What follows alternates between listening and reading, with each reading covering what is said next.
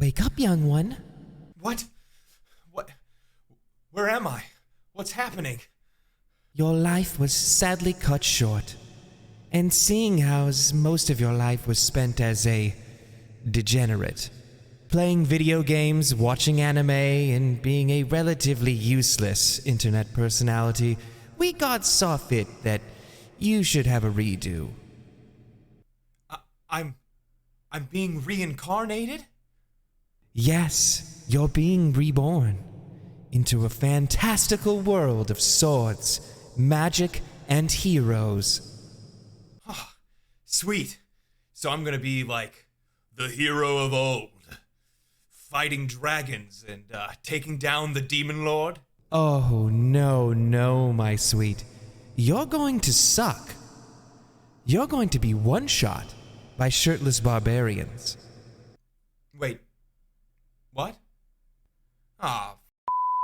I've played quite a lot of Dark and Darker over its Alpha 4 playtest. This is my first dive into the game, and damn, this game is a breath of fresh air.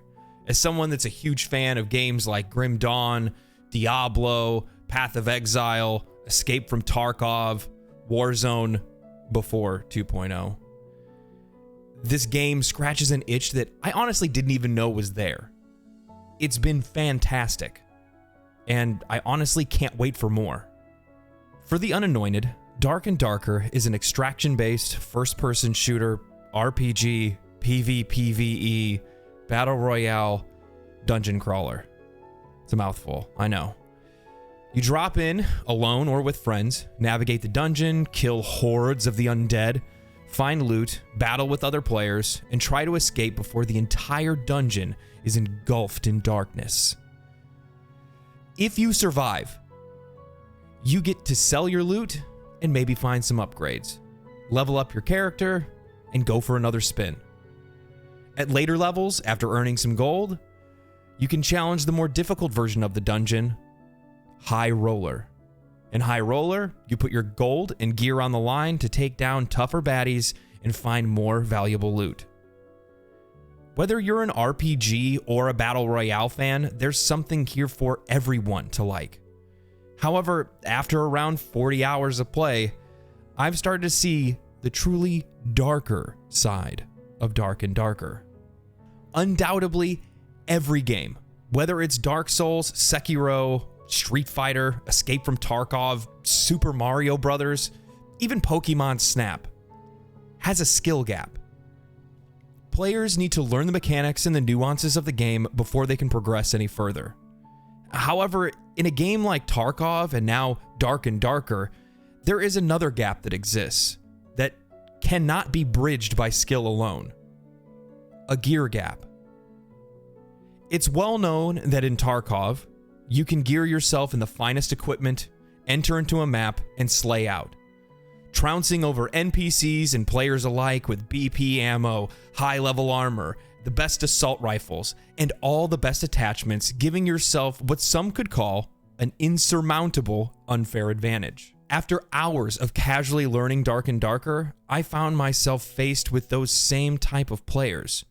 Barbarians, fighters, rogues, clerics, and more, all decked out in full purple equipment, some even with the all-holy of holy, orange level and legendary items.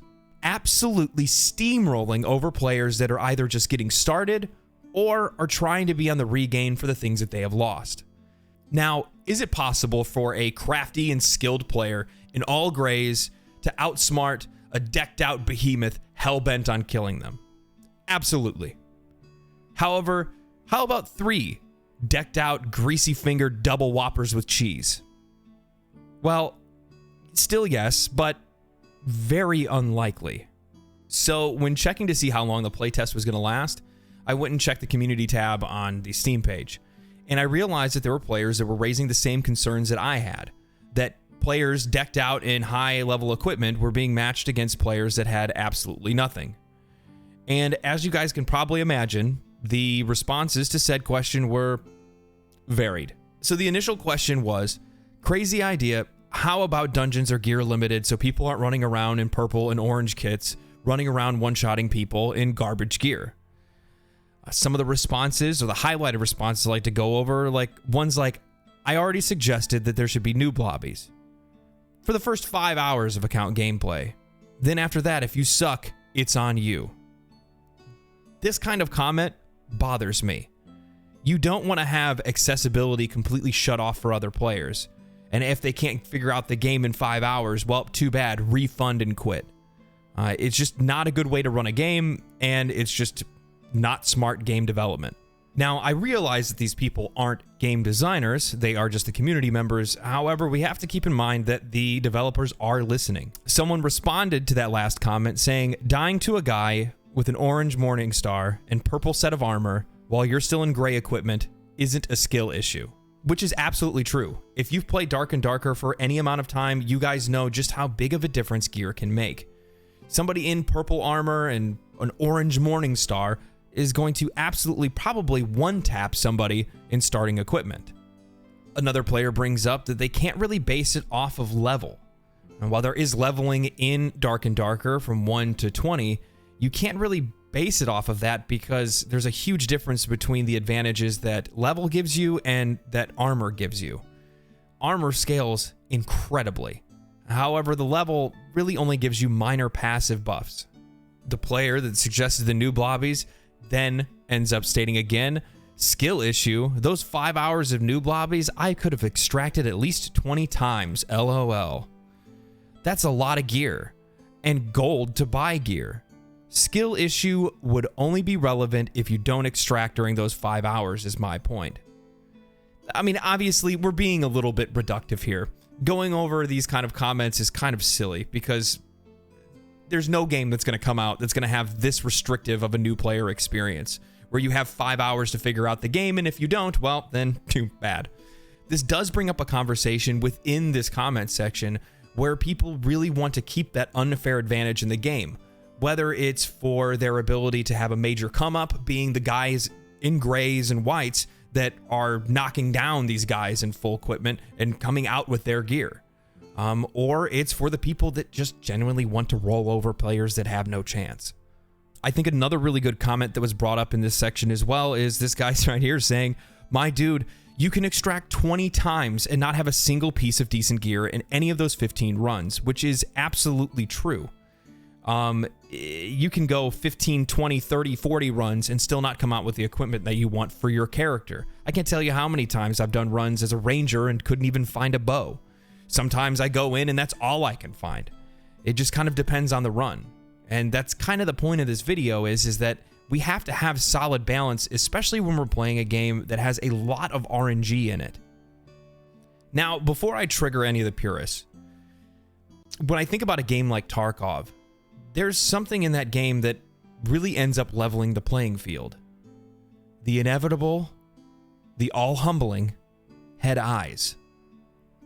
See, in Tarkov, whether it's an NPC or a player, one lucky shot can lead to your death. Headshots in Tarkov are almost always an instant kill.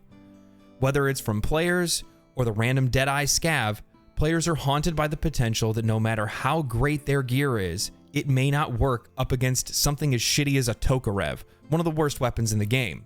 Add this level of RNG to a lesser geared player's potential ability to have a chance to kill somebody, albeit it's not by much, but there is that chance there.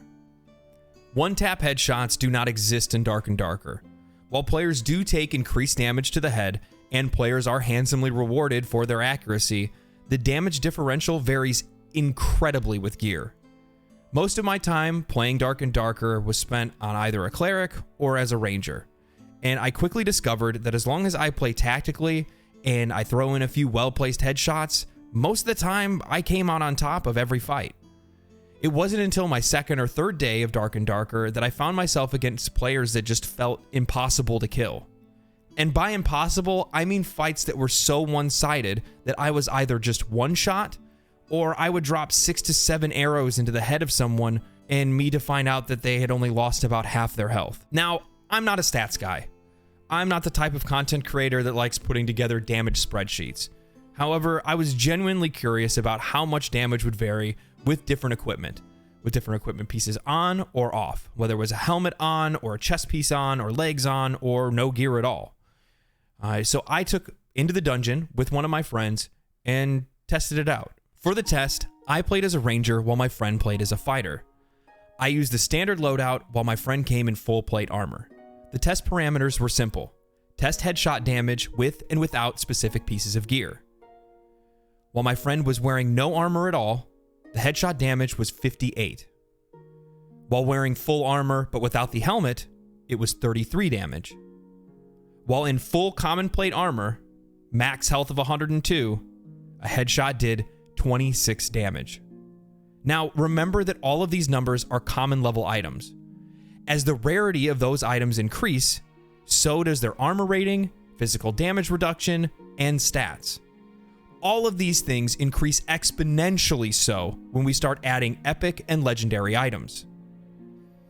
As we can see from the test, all items reduce incoming damage, not just the specific items that were struck.